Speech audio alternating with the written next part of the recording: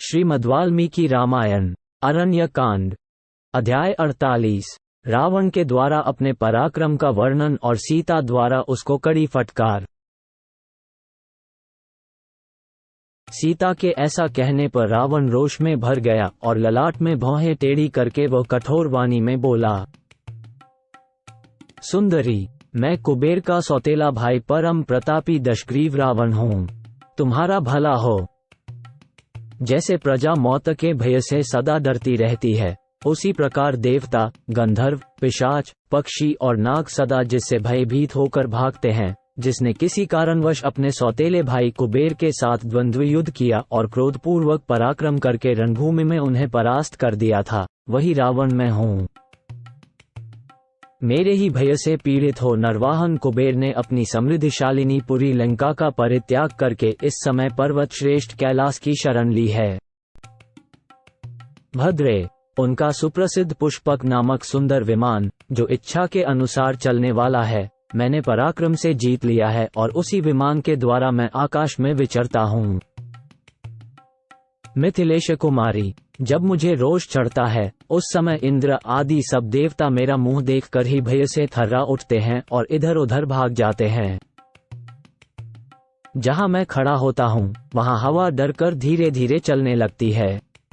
मेरे भय से आकाश में प्रचंड किरणों वाला सूर्य भी चंद्रमा के समान शीतल हो जाता है। जिस स्थान पर मैं ठहरता या भ्रमण करता हूँ, वहां वृक्षों के पत्ते तक नहीं हिलते और नदियों का पानी स्थिर हो जाता है। समुद्र के उस पार लंका नामक मेरी सुंदरपुरी है, जो इंद्र की अमरावती के समान मनोहर तथा घोर राक्षसों से भरी हुई है।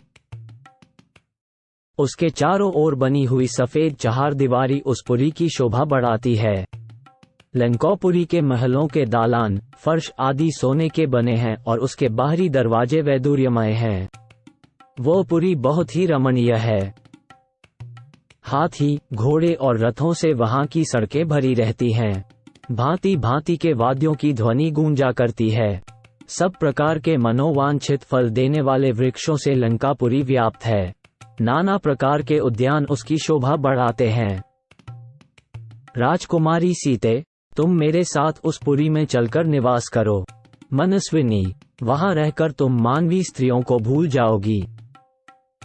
सुंदरी, लंका में दिव्य और मानुष भोगों का उपभोग करती हुई तुम उस मनुष्य राम का कभी स्मरण नहीं करोगी, जिसकी आयु अब समाप्त हो चली है। विशालोचने, राजा दशरथ ने अपने प्यारे पुत्र को राज्य पर बिठाकर जिस अल्पपराक्रमी ज्येष्ठ पुत्र को वन में भेज दिया, उस राज्य भ्रष्ट, बुद्धिहीन एवं तपस्या में लगे हुए तापस राम को लेकर क्या करोगी? ये राक्षसों का स्वामी स्वयं तुम्हारे द्वार पर आया है, तुम इसकी रक्षा करो, इसे मन से चाहो।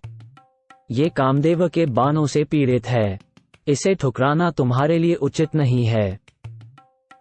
भीरू, मुझे ठुकराकर तुम उसी तरह पश्चाताप करोगी, जैसे पुरुवा को लात मारकर उर्वशी पछताई थी।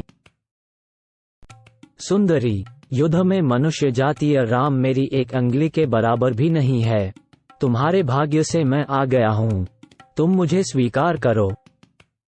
रावण के ऐसा कहने पर विदेह कुमारी सीता के नेत्र क्रोध से लाल हो गए।